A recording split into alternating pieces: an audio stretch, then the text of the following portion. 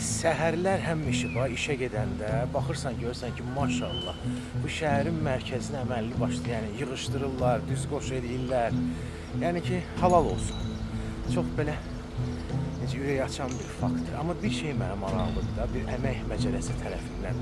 Görəsən bax bu bazar günü çıxarılan işçilər hansı ki işləyir, bunlar o bazar gününün ödənişini alırlar, yoxsa yox? İndi istəyirəm soruşum. Anam sabahınız xeyir olsun, yorulmayasın. Yaxşı, çox sağ ol. Bir məsələni istəyirəm soruşum sizdən, narahat olmayın. Bax, sizi mən çəkmirəm, özümü çəkirəm. Bazar günü bax, maşallah həmişə görürəm ki, işləyirsiniz də. Mənə maraqlıdır, bazar günü bu işləyənlərə, bazar günü reytinqinə görə əmək məcəlləsinin əsasında sizə ödəniş eləyirlər, yoxsa yox? Eləmirlər. Görürsünüz, bax, narahat olmayın, sizi çəkmirəm.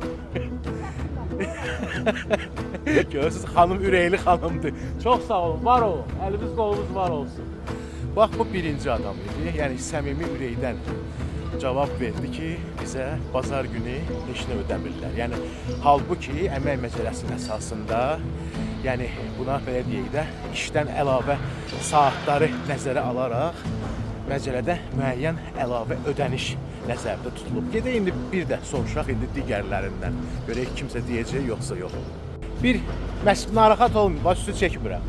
Mənə bir şey maraqlıdır. Bazar günü işləyirsiniz, əziyyət çəkirsiniz. Sizlərə buna görə bizim əmək məcəlləsinin əsasında nəzərdə tutulan əlavə pul ödənilir, yoxsa yox? Ödənilir, xanım deyir, axı ödənilmir. Biz necə olur? Yəni kiməsə ödənilir, kiməsə ödənilmir. Siz eyni təşkilatın işçisi deyilsiniz. Eyni təşkilat. Ödənilir, yoxsa yox? Narahat olmayın, sizi görən yoxdur. Ödənilir. Bu qardaş deyir ki, ödənilir. Gedək indi digərlərindən soruşaq. Yorulmuyoruz. Sosioloji sorğumuz davam edir. İndi digərlərini də görürəm, istəyirəm buradan da soruşum. Sabahınız xeyir olsun. Yorulmuyoruz. Bir sual vermək istəyirəm sizə. Qorxmayın, narahat olmayın, siz çəkmirəm. Bazar günü işləyirsiniz, əziyyət çəkirsiniz. Bizim əmək məcəlləsinin əsasında bazar, 6 bazar sizə pul ödənilir, yoxsa yox? Səmimi deyin, narahat olmayın. Yox? Xeyr, ödənilmir, görürsünüz də.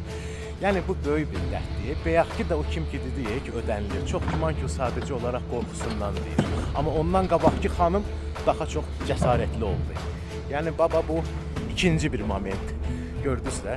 Yəni bu böyük bir dərddir. Bizdə Azərbaycanda işə götürən tərəfindən, yəni ki, işçinin hüquqları demək olar ki, belə dörxadör pozulur ha, başa düşürsünüz? Yəni bax, axşam iş saatından artıq qalır, onun pulu ödənilmir.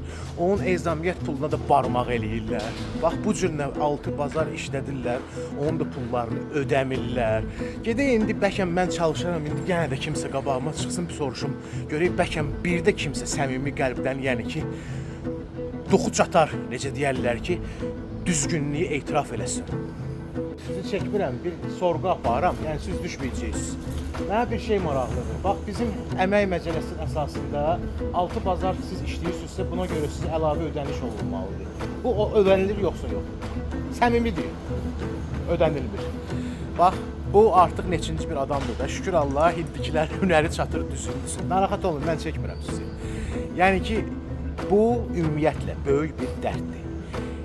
Nə qədər adama var, bayaqdan mən yaxınlaşdım, yəni şəhər, bax, bu işləyirlər də, əsasən də bu Bakı şəhərin, Bakı abadlığın işçiləri işləyir də, yəni, başa düşdünüz. Bakı abadlığın bu işçilərinə 6 bazar iş saatlarından artıq işləməyinə görə heç bir pul ödənilmir. Başa düşürsünüz. Amma ki, belə məsələləri ağartmaq lazımdır. Yəni, bunlardan qorxmaq lazım deyil. Bizdə əmək müfəttişliyi var, sosial müdafiə nazirliyi var. Sadəcə olaraq həmin o şəxslər, kimin ki, hüquqları pozulur, getməlidirlər, həmən o qurumlara müraciət eləməlidirlər, ərizə şəklində və inandırım sizi o işə götürənlər var, həmən bax bu təşkilatlar. Onları sonra elə cərimələndirirlər ki, onlar sonra uzun müddət onu qəşəng yadlarında saxlayırlar. İndi də yekun. Yəni tam gözlənilən idir ki, bu cür təşkilatlar, məsələn Bakı Abadlıq, sonra MKT-lər, bunlar yəni ki işçilərə artıq iş saatında onları işlətməyə görə heç bir pul ödəmirlər. Halbuki bu bizim məcəllədə, bizim qanunda çox açıq-aydın göstərilib. Amma buradan belə bir sual gəlir, çıxır da. Bax, sadadalığım təşkilatlar da, siz kommersiya təşkilatları deyirsiniz. Siz birbaşa dövlətin büdcəsindən qidalanan bir təşkilatdarsınız. Yəni hardasa mən fərdi sahibkarı başa düşə bilərəm ki, o cəhd göstərir bu artıq neçə saat ödəməmək. O nöqteyi nəzərdən ki, ola bilər biznesinin rentabilliyi aşağıdır və sadəcə olaraq ödəmədə sıxıntı keçirir. Başa düşürsünüz? Yəni ki, çətin də olsun, pulu yoxdur. Amma yenə də mən buna bəraət qazandırmıram ha. Yəni qanun var, qanun. Bax siz çox maraqlıdır da mənə. Siz niyə ödəmirsiniz axı? Siz axı kommersiya təşkilatı deyirsiniz.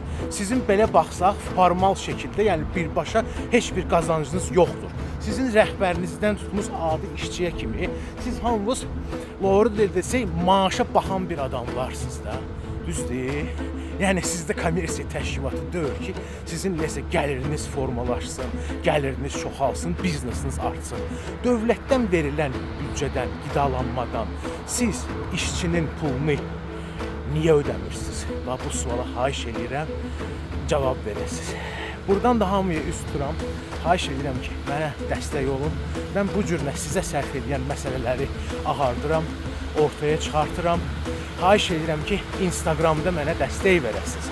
Çünki məhz Instagramda mən baxdım bu təşkilatları hamısını qeyd edirəm. Qəlbdən qəlbə bu qədər.